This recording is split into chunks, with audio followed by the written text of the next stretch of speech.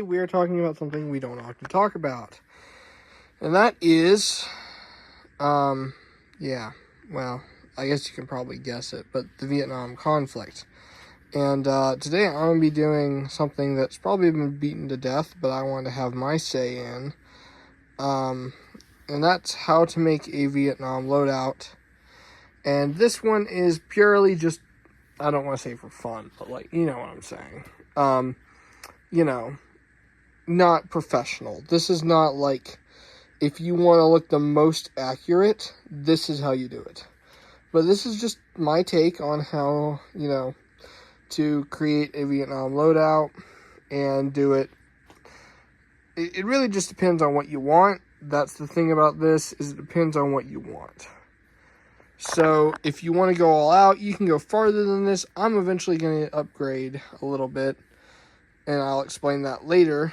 But, you know, I'm just going to be basically going over, you know, the basics and what you're going to need and how to get it.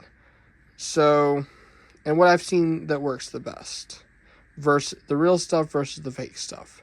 So, yeah. So let's get into it. So as you can see, I'm carrying the standard issue M16, which did not have that mag, but there's no airsoft models that I can afford that, you know, have the right mag. Here we see the pouches are a little back. I like them back, but they're supposed to be a little forward. And that rank patch is on the right side. And then the back's supposed to have a butt pack, but I don't have one yet, so yeah. And then the unit patch, which is below the rank patch, is supposed to be above, but I sewed it on wrong and messed that up. So pay attention when you do that. But yeah, this is it from the front. And now we're going to go over how the gear is looking. So first, I guess I will touch on an issue that it doesn't plague me, but it will plague some people. And that is, I am not a purist. I do not have to exclusively use the equipment that was used. I can use, or I feel okay using similar enough modern variants, basically. So, Rothko is an example of that. Some people like to use Rothko stuff, you know, like the pants and the blouses.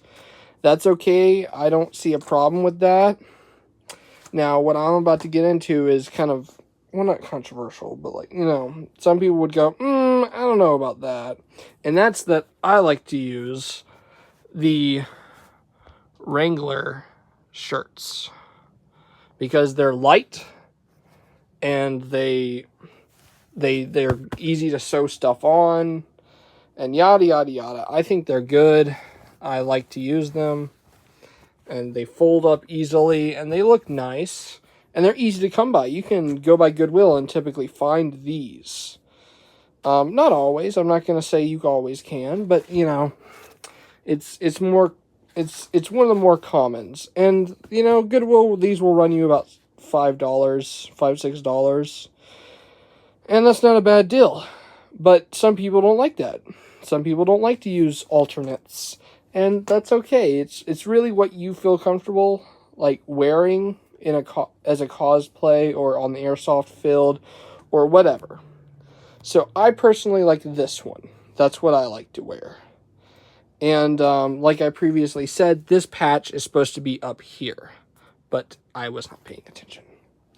Now, the actual shirt looks a little more like that. This is, I don't know, I haven't dated this one, but this is, you know, based off the tape and other stuff, likely more what you would have seen.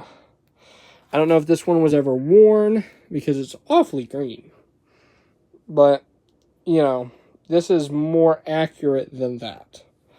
Alas, it's thicker, it's heavier material, it's not something I would typically want to wear on a cosplay or airsoft field because of that. But it's probably more accurate to that. So anyways, now I'm going to get to the pants. Because, yeah, that can do. So these are, I forget what the surplus guy said they were. Because I personally found them at the church yard sale. And they were something like $5 or, I don't know, something like that. And this does not look... Oh, that's a different button. than the original. Someone sewed that on. But, yeah, it has an original military tag or contractor tag. So, I don't know. This could have been made any time in the Cold War. Based off of how worn it is, it was probably used a little bit. And you can see someone enforced it in 2 spots. Wait, no, 3 spots with the modern, or I only know them as modern, the little stitch, or not stitch, tape things. And yeah, so it needs another. But yeah, it has some nice love and wear and tear to it, which is nice. I like the look of it. Or alternately, you could just use a pair of OD green, cargo pants. This looks pretty legit. We can continue technical difficulties. But, yeah, this looks pretty legit, except for how far down, that's long pants. That's almost as long as my bed. So these drag a little bit whenever I wear them. But, besides that, yeah, they are contending with the, real pants in terms of how nice they look. So, yeah, but anyways, we are going to move on from both the jacket and the pants and talk about the next part, the web gear. No, not the helmets. Haha. Anyways, the web gear, as British people call it, I don't know why, or I forgot what Americans call it because I had the joke. Yeah, you can get whatever you really want. Sorry, let me rephrase that. Within reason, you can get what you want. These pouches, I think they look nicer. These look more worn. So, really just depends on what you want. A lot of people like to get what they were issued if they're like, older people that are getting this for memories or whatever. So they'll typically go with whichever they were issued, if they were issued with worn gear or if they were issued with brand new. So, yeah. And then this is not authentic. This is a more modern strap. So, these are the ones that they used quite a bit later. So, I am actually going to be buying an authentic one, hopefully soon. I've seen multiple in stores, and they've been broken and fixed with tape. Specifically, the little hook parts, which are these parts right here.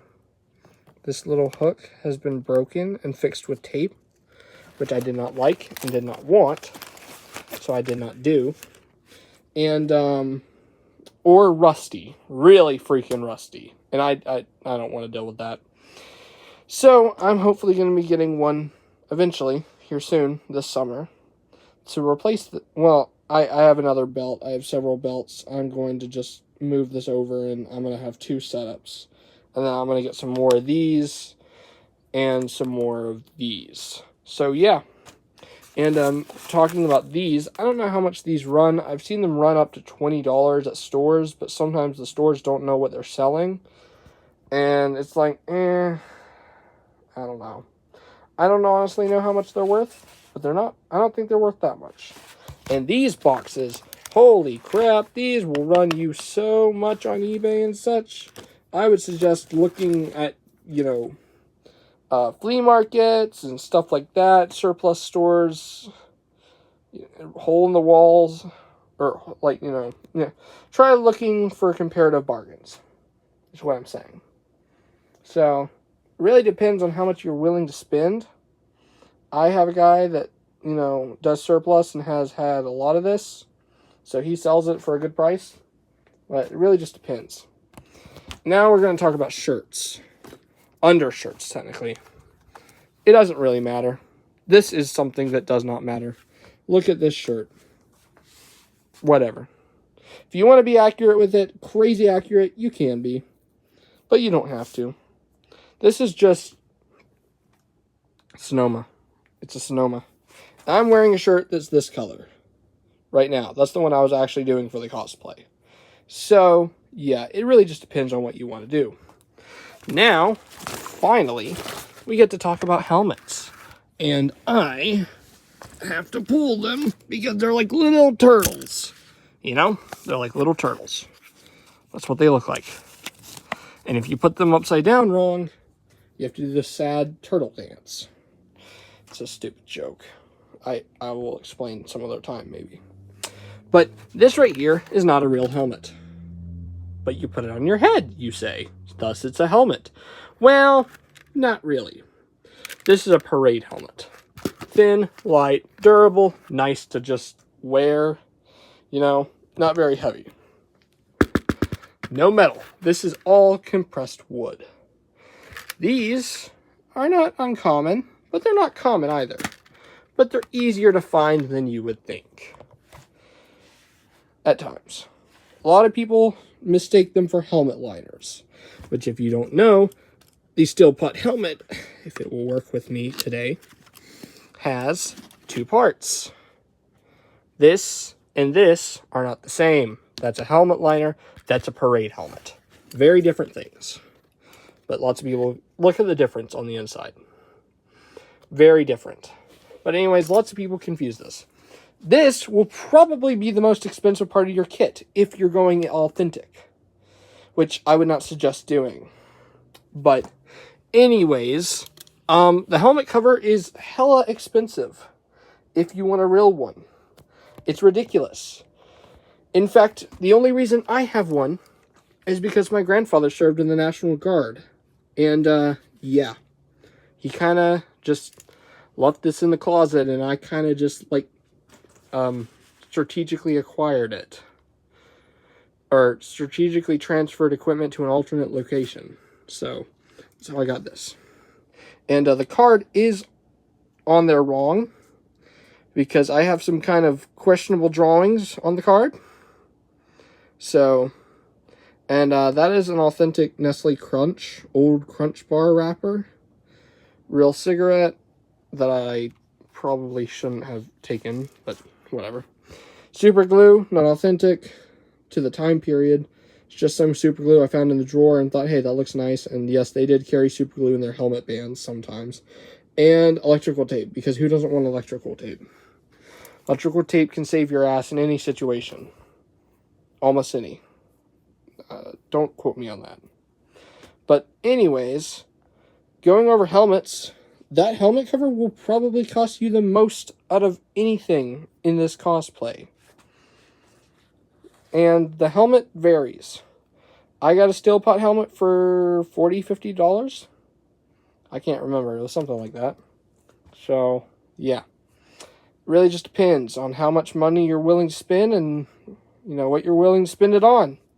Helmet bands are cheap. I go to a surplus store that has a whole bag of them. They'll sell you one for $1. It's not a joke. But really just depends on what you want to do. So, yeah, that's pretty much it for this. But, you know, it really just depends on personal preference, how much you're willing to spend. But, yeah. So today we're also going to talk about boots. These are my two military other boots, but these are the boots that I typically use for a lot of cosplays. And these are actually the boots my grandfather used in the National Guard. So, yeah. So I just use those, but, you know, when it comes to Vietnam cosplays, you have so many damn options, it's ridiculous. So just do whatever your foot feels comfortable doing, because there are too many options, and yeah, so, yep. Hi, so this is the outro for the video. I wanted to let you know that there are going to be more uniforms videos coming, because I want to showcase my collection, and I can't think of a better way. And, yeah, it's been fun putting this video together just for kicks and giggles. And eventually I might do an updated video on my updated dress after I fix the after I get the correct harness, or, you know, the part that holds it up, I forget what that's called, of the web gear. The web gear is the thing altogether. So yeah, and once I get this patch fixed and some other stuff, I might do an updated video. But I'm thinking about doing some cosplay videos in the future of other uniforms that I have and other kit that I have, because why not? And it's good to just have some fun. But I wanted to mention two people that kind of inspired me to do this video. I wanted to do a video like this for a very long time, but I didn't see much of an interest of it on YouTube until recently. I don't know if that's because I was paying attention to a different part of the community of YouTube or what, but I just saw it blow up recently, and that's this, I forgot the guy's name, but he does surplus store reviews, but also Commando store, so I guess there's technically three, and also the really cool chick that does, you know, mainly European, uniforms, but also did a Vietnam cosplay. Officer Amira, I can't remember her name.